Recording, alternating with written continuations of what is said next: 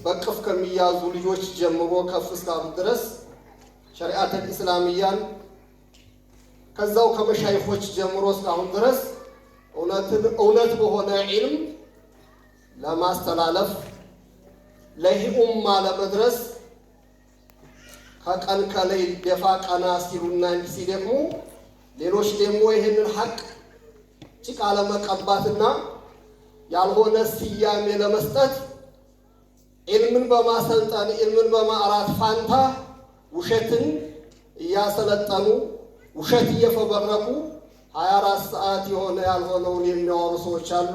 አላህ ይጠብቀን።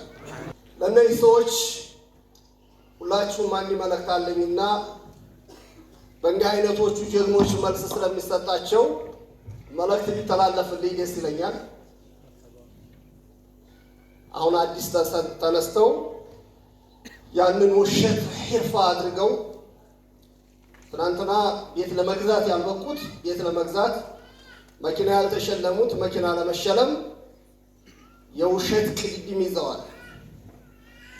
አንድ ሰውዬ ትልልቅ ኃይለኛ የሚባሉትን አውሬዎች አንበሳዎችን እስከዛው እስከ ዋሻቸው ድረስ እስከ ምሽጋቸው እየሄደ ያድን ነበርና እነዛን አድኖ አሸንፎ ሲመለስ መንደር ያሉ ውሾች ጮሁበት። የሰውዬ ምን ግጥም ገጠመ መሰላቸው? መለም የኽሻ ኡሱድ አልጋቢ ኢን ዘአረት ፈከይፈ የኽሻ ኪላብ አልሐይ ኢዛ ነበሐት። አላሁ አክበር።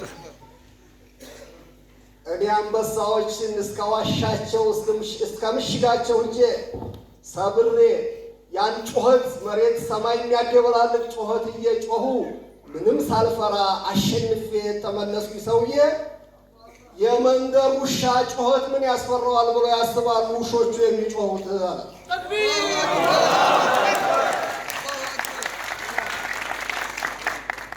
ስለዚህ አንበሳም የለም መጀመሪያውኑ ይገባቸዋል።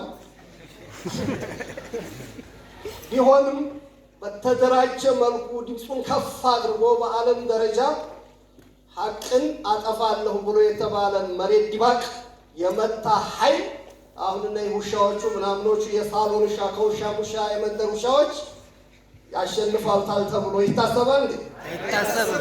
አይታሰብም። ለእነዚህ ሰዎች የምንላቸው ምንድን ነው? ይህንን ውሸት ማፈብረኩ ተውትና በቅፍ ያሉ የ10 ዓመት የ8 ዓመት ልጆች ጋር ኧረ አይደለም እነዛን እናታቸው ጀርባ ላይ ሆነው ጡት የሚጠቡት ጋር መታችሁ ዒልም ተከራከሩ በሉልን እስኪ። ቅድም ታቅፈን አንስተን ኹጥባ ያደረገው ልጅ ጋር መጨረሻ እሱን ነው የምንሰጣቸው። ትልላቆቹን አሳትዛዎቹን አይደለም በጭራሽ። እነዚህ ፊቅሞች ወላሂ ምን አይነት ጨካኞች አረመኔዎች መሆናቸውን ትናንትና ሰውን ከአቂደተ ተንዚህ ኻሊቀ ሰማዋት ወልአርድን እንዳይገዛ ወስደው እግር ያለው ጭንቅላት ያለው የሚወጣ የሚወርድ አካል እንዲያመልክ አደረጉት በመርፌ አደንዝዘው። አሁን ደግሞ ሰው ባኖ አላህን ወደ መገዛት ሲመጣ ደግሞ የለም አትነካኩት እዛው። ምን ያህል ገራር መሆናቸውን የምታውቁት በምንድን ነው? ትናንትና መኪና ገዝተውበታል። ትናንትና ቤት ሰርተውበታል። ትናንትና ቤት ኑሯቸውን ለውጠውበታል። አሁንም ነቅቶ እንዳይመጣ እዛው ጣዖትህን አምልክ ችግር የለም አብሽር ጅስም ማምለክ ምንም አያመጣም እንደሚሉ ጨካኝ አረመኔዎች በዓለም ሊፈለግ ይገኛል እንዴ? ያ የመርካቶ እንኳን ዱርዬ እኮ የሚያወልቀው ምንድን ነው? ብር ነው አይደለም? እስቦኬ ነው የሚፈታው። እነዚህ የሰውን ኢማን ወስደው ከስቦኬ በላይ የሚወስዱ አረመኔ ሰዎች አዛይ መስለው እዛው ጣዖት አምልክ አብሽር እግር የምታመልክ ጭንቅላት የምታመልክ ችግር የለበትም ለእኛ ብቻ አገልግል እንጂ ከደነዘዝክበት እንዳትነቃ ለሚሉ ሰዎች የእናንተ ፍልስፍና አብቅቶበታል። በዓለም ተንኮቷቷልና አሁንም በዕልም ኑሩ። ምስቃለ ዘራ ልታቆሙት አትችሉምና እዛው ዱርዬነታችሁን ይዛችሁ ሳሎናችሁ ተኙ በሉ። ልናገራ አትሉም እንዴ? በዕልም ከፈለጋችሁ እንዲህ አይነት ሸባቦች አሉና በዕልም ለፈለገ ይፈልግ ላይ ይፈልግ ቀን ይፈልግ ራሱ ቤቱ ድረስ ይፈልግ በአደባባይ ይፈልግ በቢያሳ ለመቅጠም ዝግጁ ነን። ግን በውሸት የምትቀቡት ነገር የፈለገውን ያህል ጭቃ ብትቀቡም ወርቅ ወርቅ ነው፣ ልታደርሱት አትችሉም እንላቸዋለን። ኢንሻአላህ አላሁ አክበር።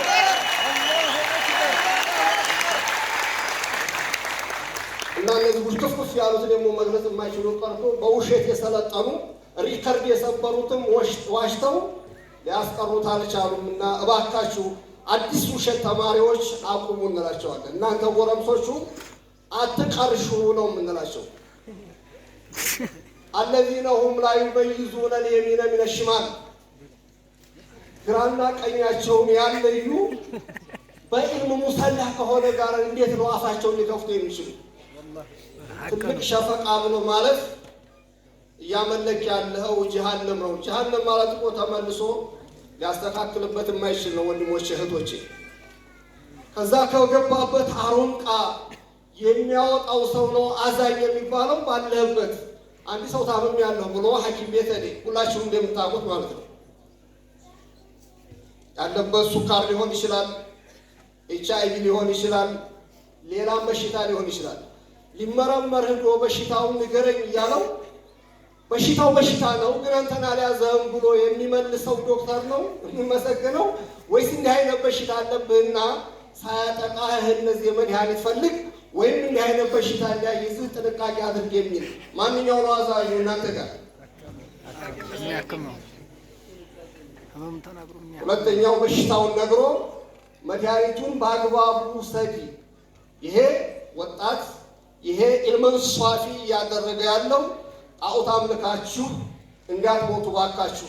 እስካሁን ሄዳችሁትም ቶሎ ያልገባችሁትም ተጠንቀቁ ነው የምንለው አይደለም እንዴ? እነዛ ጨካኝ አረመኔዎች ግን በተለይ በኢትዮጵያ ሕዝብ ላይ እንዴት ጨከሩበት! ትናንትና ትክክለኛ አቂዳ አውጥተው ጣዖት አምልኮት ውስጥ አስገቡ።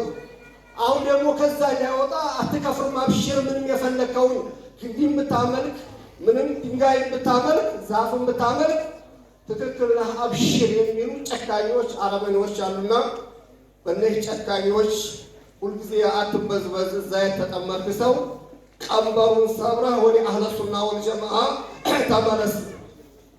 ተመለስ እንላለን።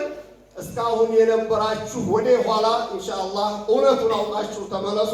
ያልገባችሁም ራሳችሁን ጠብቁ እንላቸዋለን።